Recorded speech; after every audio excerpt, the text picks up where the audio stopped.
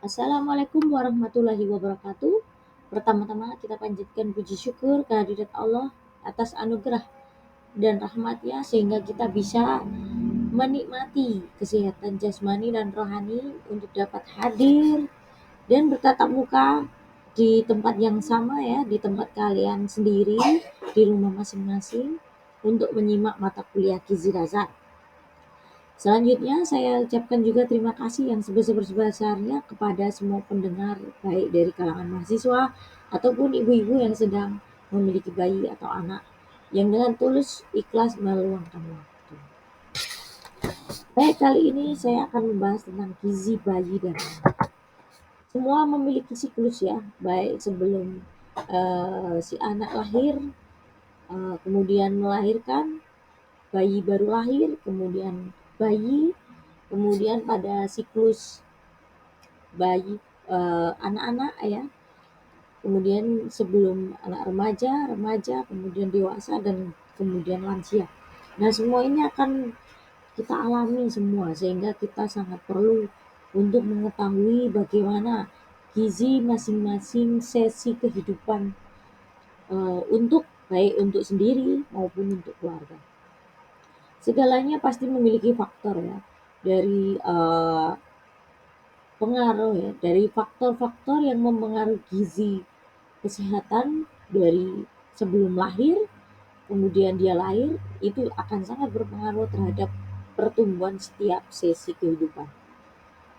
Di sini telah dicantumkan banyak hal penyebab-penyebabnya ya. Mungkin ketika dia lahir itu bisa normal. Kemudian ketika dia bayi dia juga masih sehat, tapi belum tentu ketika anak-anak dia masih sehat. Ketika semuanya belum sesuai dengan eh, kebutuhan tubuh, maka gizi itu pun akan menjadi berkurang. Faktor-faktor yang banyak mempengaruhinya adalah rendahnya nutrisi, kemudian tidak diketahui ya informasi tentang kesehatan. Maka dengan itu, mari kita simak apa saja yang perlu kita ketahui apabila gizi baik bayi dan anak itu kekurangan ya, apa saja yang akan berpengaruh. Walaupun pemerintah setiap tahunnya akan selalu memprioritaskan ya, bagaimana mengurangi kejadian balita yang kekurangan, baik kekurangan secara makro maupun mikro nutrien. Nah, sebelum menjadi bayi dan balita, pemerintah sudah selalu mengadakan kegiatan untuk meningkatkan gizi baik ibu hamil ataupun bayi setelah lahir. Ibu hamil pun yang eh, belum memenuhi target sudah diberi bantuan ya. Biasanya di puskesmas itu akan diberikan biskuit tambahan. Apabila dia kekurangan energi kronik, maka biasanya dia akan disuruh konsultasi nih ke ahli gizi. Kemudian saat hamil pun adalah masa periode emas, masa kritis juga ya. Menurut Bank Dunia, bahwa ketika hamil dan juga bayi pada 730 hari, ini adalah yang menentukan gizi-gizi yang menentukan bagaimana tubuh si bayi dan anak itu akan bertumbuh. Apakah dia akan uh, apakah dia akan bertumbuh dengan normal atau tidak. Dampak buruknya adalah terganggunya perkembangan otak apabila dia kekurangan ya kecerdasan, ada gangguan pertumbuhan fisik dan gangguan metabolisme dalam tubuh.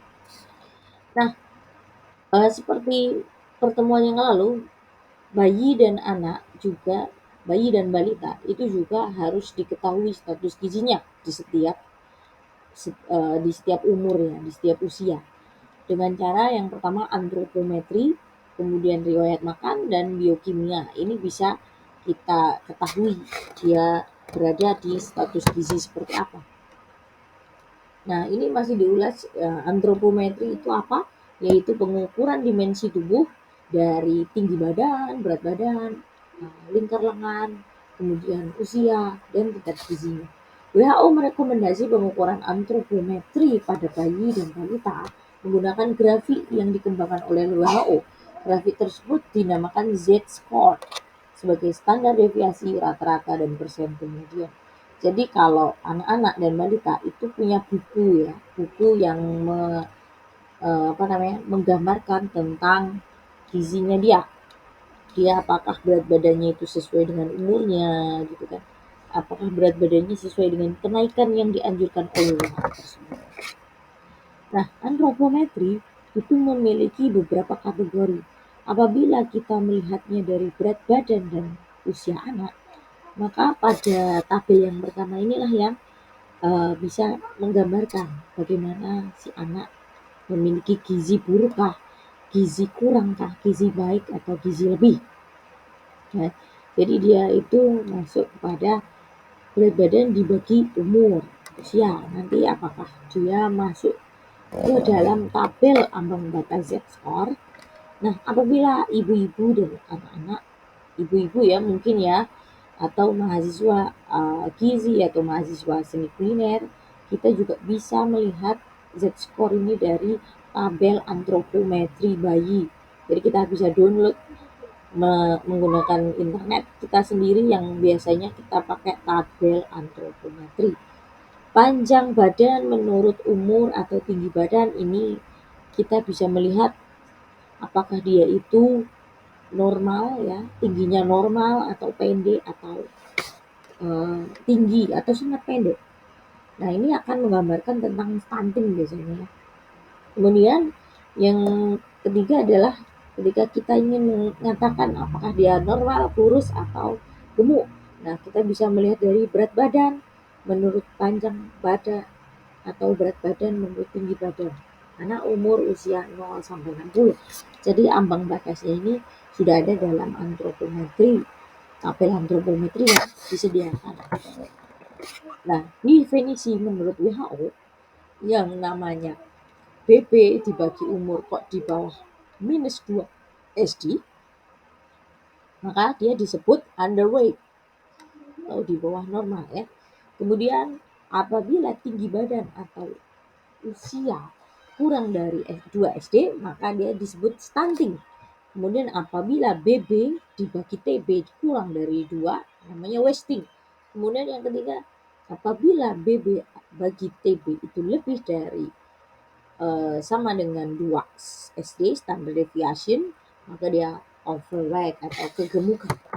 Nah, masih ingat kan bahwa malnutrisi itu tidak hanya yang kekurangan tapi juga kelebihan. Nah, yang tadi itu juga kita sebutkan bahwa anak-anak bisa jadi overweight apabila dia memang sudah melebihi BB atau TB dari standar WHO, di atas WHO.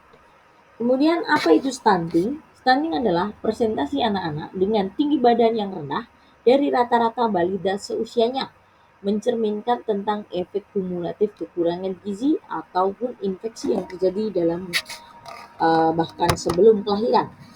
Keadaan ini dapat diartikan sebagai indikasi kondisi lingkungan yang buruk dan menjadi penghambat jangka panjang potensi dari pertumbuhan.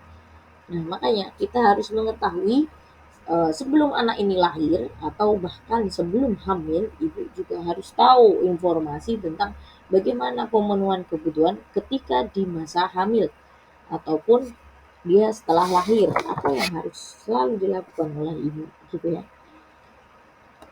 Nah, ini seperti siklus ya, seperti siklus yang tadi bagaimana makanan, kesehatan, kepedulian ya,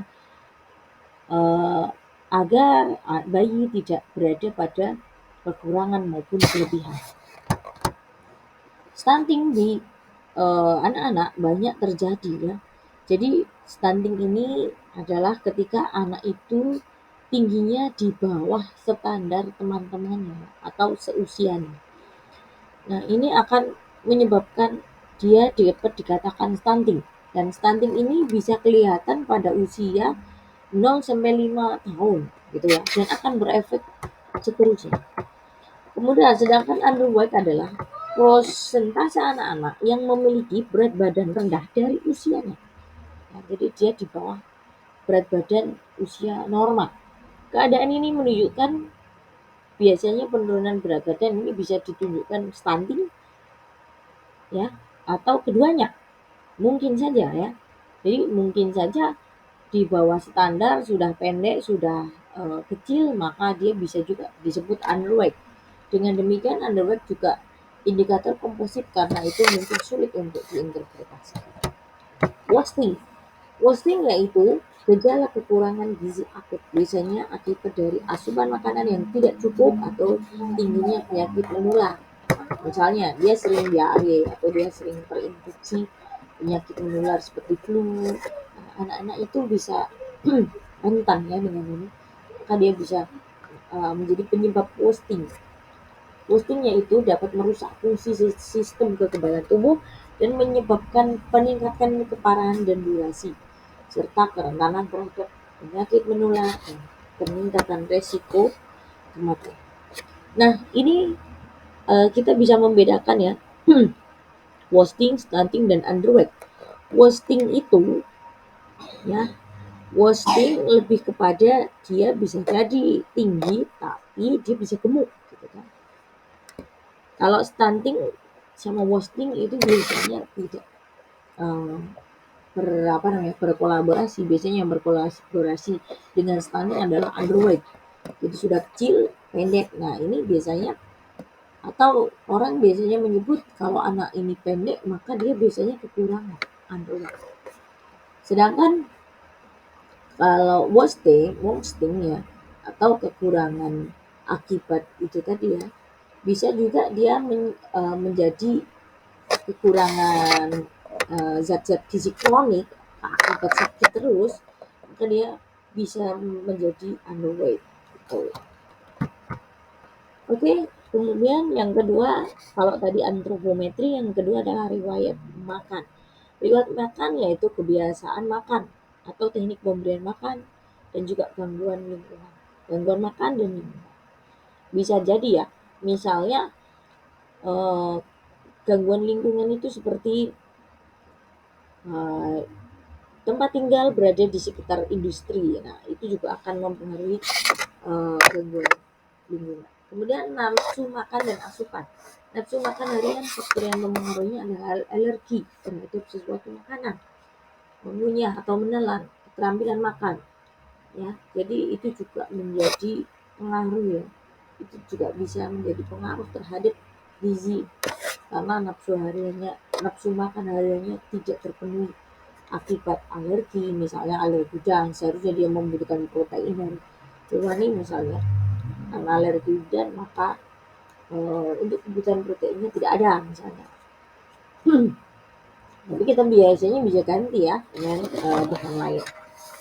Riwayat pola makan ya, jadi pemberian ASI, frekuensi, durasi, dan jumlah MPASI seperti apa, itu juga dapat menggambarkan bagaimana gizi si anak ya, apakah dia underweight atau justru overweight. Kebutuhan gizi pada bayi dan anak. Nah, bayi dan anak itu masih sama seperti orang dewasa ya, yang memerlukan zat gizi makro. Karbohidratnya sekitar 45-65% dari total kalori. Ini rekomendasi kebutuhan makronutrien pada bayi didasarkan kandungan gizi ASI per 100 ml. Karbohidrat dalam sebagian besar berupa laktosa ya.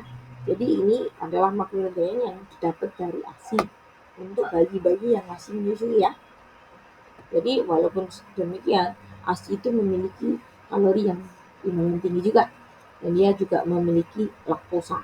Kemudian ASI juga memiliki protein antara 5-20%. Protein yang dibutuhkan itu untuk perkembangan.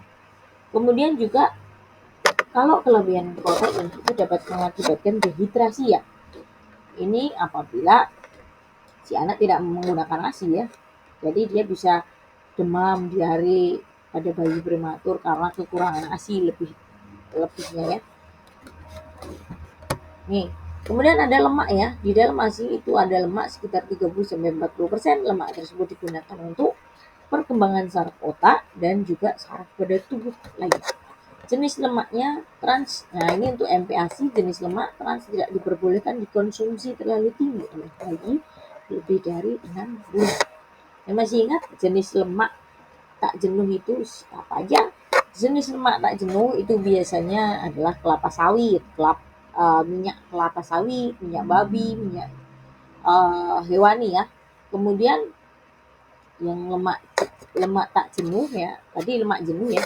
Kemudian lemak tak jenuh yang baik itu ya seperti zaitun, minyak jagung, seperti itu ya. Nah, fungsi karbohidrat dalam pemberian makan pada bayi yaitu pertama, menyuplai energi untuk aktivitas, membentuk jaringan yang baru bersama protein. Kemudian building block atau komponen tubuh yang esensial sebagai sumber energi beraktivitas, sedangkan protein dan lemak dibutuhkan untuk fungsi esensial yaitu pembentukan dan perbaikan jaringan. Maka memang sangat diperlukan komponen makronutrien itu terpenuhi untuk bayi dan anak. Energi, tujuan pemenuhan kebutuhan gizi pada bayi antara lain memberikan zat gizi yang cukup bagi kebutuhan hidup ya, untuk pemeliharaan, untuk pemulihan, untuk juga peningkatan kesehatan, kemudian pertumbuhan dan perkembangan fisik dan psikomotor, dan melakukan aktivitas fisik ya. Oke, bagaimana cara menghitung energi kalori ya? Kalau untuk anak itu berbeda. Kalau kemarin kita menghitung untuk orang dewasa ada jenis laki-laki perempuan, sedangkan untuk bayi itu ini ya, bisa dicatat bahwa 89 dikali BB dikurangi 100 dan kemudian ditambahkan dengan 175 kilokalori ya. Nanti energinya akan kelihatan. Nah, ini adalah rata-rata estimasi kebutuhan bayi. Misalnya saya punya bayi umur 12 bulan perempuan, maka kebutuhan energinya sekitar 600 sampai 768 ya. Bisa kita bulatkan menjadi 600 sampai 750 kilokalori. Maka sehari dia membutuhkan energi itu. Kemudian mikronutrien, nah ini ya, ini adalah modifikasi kebutuhan energi dibutuhkan berdasarkan kebutuhan individu dan grafik pertumbuhan. Terdapat rumus perhitungan pada bayi dan balita. Nah, kalau yang tadi itu bayi, yang ini adalah balita bawah 5 tahun ya. Bayi di bawah 5 tahun namanya balita. Nah, nanti kalau kalian menjadi ibu-ibu, kalian akan mendapati grafik seperti gambar di atas ya. Di atas ini. Di mana kita akan mengetahui apakah berat badan anak kita itu normal ya. Di situ ada grafik warna kuning, itu warna kuning yang bawah kritis, warna kuning yang atas overweight ya. Kalau di bawah yang di kuning itu underweight. Kemudian di warna hijau itu yang tengah-tengah itu normal ya. Semakin dia ke atas atau ke bawah masih aman. Nah, apabila saya memiliki anak usia perempuan ya, usia 3 tahun, maka BMR atau metabolisme basal ya, BMR itu atau kebutuhan kalorinya itu bisa dicatat, bisa dihitung menggunakan persamaan yang pada ada tabel ini ya, untuk ingat-ingat. Jadi pada masa balita, kebutuhan vitamin digunakan untuk yang pertama vitamin A, pertumbuhan sel-sel epitel. Vitamin B1 untuk karbohidrat dan keseimbangan air. Vitamin B2 oksidasi dalam sel. Vitamin B6 pembentukan sel darah merah. Vitamin C dia merombak protein lemak dan membentuk trombosit. Vitamin D menyerap kalsium dan fosfor dari usus. Vitamin E mencegah pendarahan dan pembelahan sel, dan yang terakhir adalah vitamin K, protrombin dalam proses pembekuan darah. Jadi bayi dan anak apabila dia ingin dia semakin tinggi gitu kan ya, itu berarti kita naikkan saja vitamin D-nya gitu kan. Kemudian apabila dia sakit ya, dan ini vitamin-vitamin yang lainnya bisa ya, seperti vitamin B1, B2, B3, B6 itu kita penuhin. Apabila dia terluka, vitamin K gitu kan. Kemudian pemberian makan untuk bayi dan balita ada 3 macam. Yang pertama ASI, bisa juga susu formula dan NAC. ASI sendiri memiliki kasein 40% dan whey 60%. Protein whey ya Protein W itu untuk melindungi bayi dari infeksi. Lactoferrin mengikat zat besi. IgA atau imunoglobin melindungi saluran cerna dari infeksi. Enzim lisosim merusak membran sel bakteri ya. Jadi dia melindungi dari bakteri. Bakteri baik ya, Lactobacillus bifidus yang membuat suasana asam dalam saluran cerna sehingga menghambat bakteri patogen ya. Alangkah bagusnya ya kandungan ASI, dia bisa melindungi dari infeksi, dia juga bisa mengambil zat besi, juga membunuh bakteri secara langsung. Pedoman pemberian makan ASI, makan bayi ya. Oke, di sini 6 sampai 23 bulan atau 6 sampai 2 tahun ya. Nah, ini adalah MPASI, berarti MPASI itu dimulai dari 6 bulan, oke. Nah, 6 sampai 8 bulan teksturnya itu mulai dari bubur halus, lembut, cukup kental dan kemudian bertahap menjadi kasar. Ya. Biasanya umur 8 bulan, 9 bulan sampai 11 bulan ini anak-anak sudah mulai tumbuh gigi. Maka kita naikkan tekstur ya namanya. Namanya makanan cincang atau disaring kasar. Atau tingkatkan semakin kasar sampai makanan tersebut bisa dipegang ya. Jadi usia 9 sampai 11 bulan itu mulai cincang. Kemudian usia 1 tahun lebih itu bisa juga ya menggunakan cincang saja dan masih kasar, itu masih bisa kita kasih. Kemudian frekuensinya untuk usia 6 sampai 8 bulan itu 2 sampai 3 kali, sedangkan untuk 9 sampai 11 bulan atau sampai 23 bulan dia bisa sampai 4 kali dengan 1 sampai 2 kali selingan makannya. Dan rata-rata apabila usianya masih 8 bulan ke bawah, maka 2 sampai 3 sendok makan ya, makanannya itu hanya 2 sampai 3 sendok makan sekali makan ya. Kemudian nanti akan bertambah seiring usianya ya.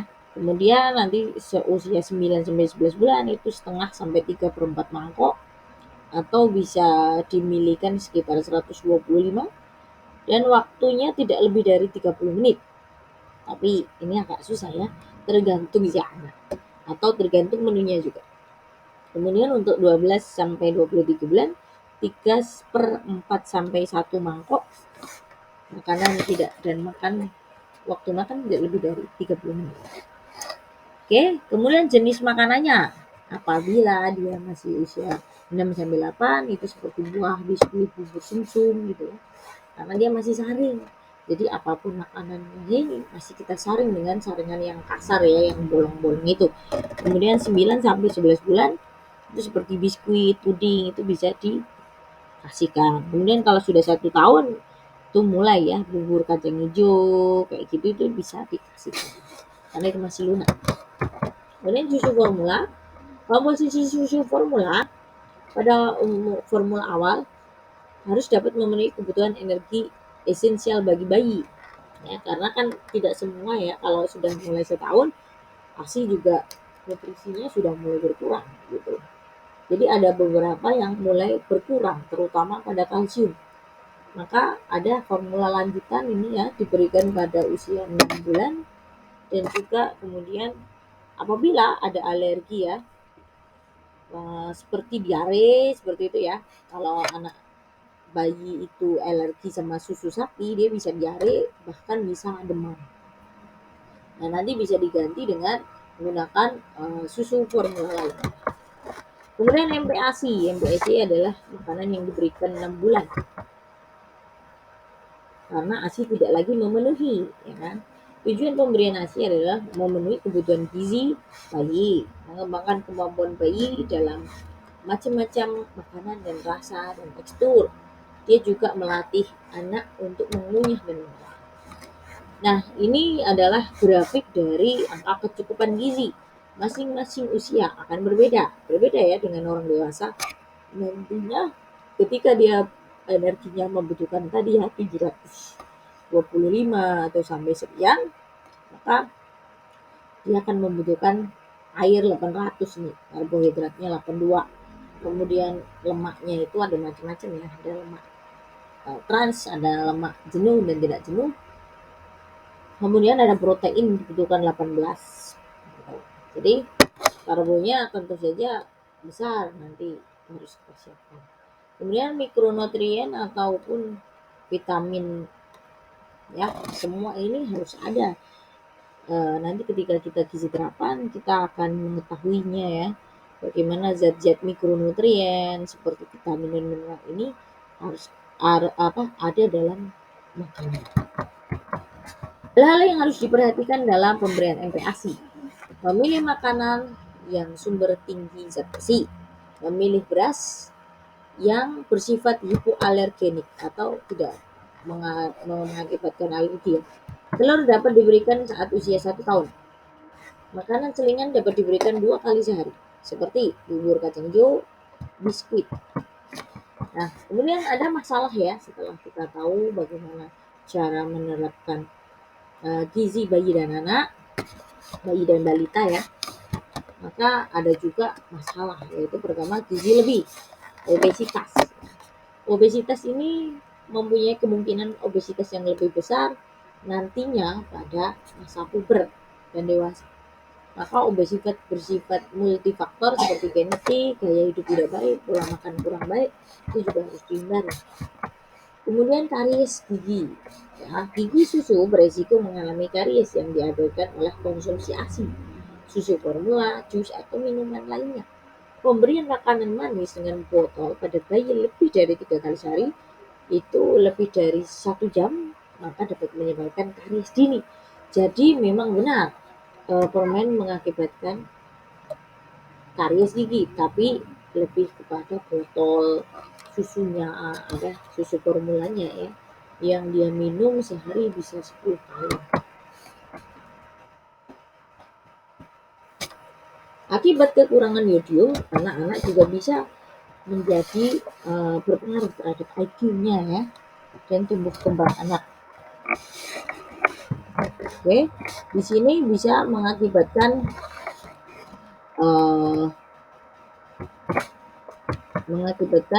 berbagai masalah hipotalamus ya, bisa dari organ-organnya, hormon atau lain-lain. Ada jantung ya kan di sini. Kemudian defisiensi vitamin E atau kekurangan vitamin E. Kekurangan vitamin E ini juga berakibat bahayanya pada hati ya, karena dia akan terabsorpsi atau bersatu di dalam lambung, kemudian hati, jantung, otot ya. Apabila vitamin E-nya kurang, sampai dengan kulit, nanti kulitnya akan kelihatan keriput. Anak yang menderita kekurangan vitamin E, maka penyerapan lemaknya juga akan berkurang ya, sehingga pemberian zat besi yang berlebihan dapat menyebabkan defisiensi vitamin E juga. Jadi bisa juga karena kebanyakan zat besi ya. Bayi prematur yang menderita kekurangan vitamin E pada usia 6-10 minggu bisa mengalami kelemahan otot. Kekurangan vitamin E juga menyebabkan retinopati pada prematuritas ya. Akan semakin memburuk jika bayi terkena oksigen kadar tinggi dalam inkubator. Anak-anak menderita malabsorpsi usus ya, ini masalah pencernaan. Oke, kemudian ada kadar vitamin E untuk bayi, untuk anak-anak, untuk orang dewasa itu masing-masing berbeda-beda. Oke, kadarnya juga ada kadar vitamin E sedikit berpengaruh ya terhadap transfer plasental, mengakibatkan bayi baru lahir mempunyai kadar yang rendah. Bayi prematur juga beresiko kekurangan vitamin E karena kapasitas absorpsi lemak terbatas. Air susu ibu terutama kolostrum mengandung vitamin E konsentrasi tinggi. Maka ketika lahir ada baiknya ASI itu bisa didapatkan oleh bayi karena banyak sekali vitamin yang ada dalam ASI. Kemudian kekurangan vitamin K. Nah, seperti tadi, kekurangan vitamin K bisa menyebabkan tidak dapatnya membeku darah ya, ada pembekuan darah itu nggak bisa. Jadi si anak itu kalau luka nggak cepet berhenti, itu karena kekurangan vitamin K. Bayi baru lahir cenderung mengalami kekurangan vitamin K. Dalam hati, sedikitnya transfer vitamin K melalui tali pusat, rendahnya kadar vitamin K pada ASI dan saluran. Nah, biasanya memang vitamin K itu ketika dia bayi baru lahir itu diberikan oleh bidan atau dokter ya. Jadi dia tidak ada pada ASI. Dia harus disuntikkan biasanya. Selain imunisasi, dia disuntikkan vitamin K. Faktor resiko kejadian kurangnya vitamin K yaitu selama kehamilan ibunya ini bisa mengalami kejang. Rendahnya sintetis vitamin K oleh bakteri usus, gangguan hati, malabsorpsi, diare, kemudian pada bayi juga bisa menyebabkan banyak hal tadi ya, seperti tidak bisa menyerap protein yang baik. Vitamin K melalui otot dalam waktu 1 jam setelah lahir, pemberian lewat mulut tidak dianjurkan. Jadi biasanya disuntik. Kemudian ini adalah suatu keadaan yang disebabkan oleh tingkat adekuatnya asupan vitamin C atau kekurangan vitamin C karena pemakaian susu formula yang mengandung sedikit vitamin C.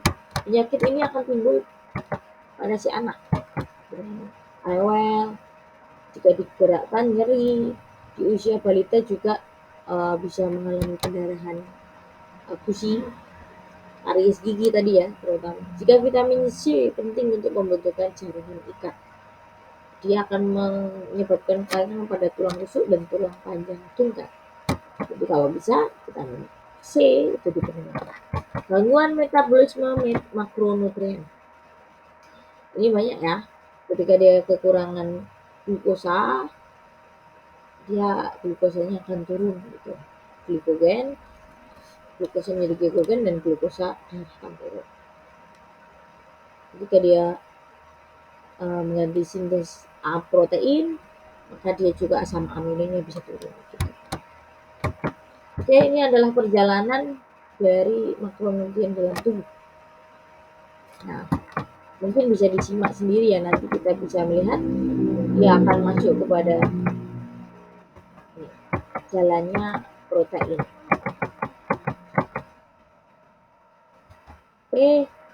Di sini ada unsur-unsur kelainan apabila kekurangan ataupun kelebihan karbohidrat.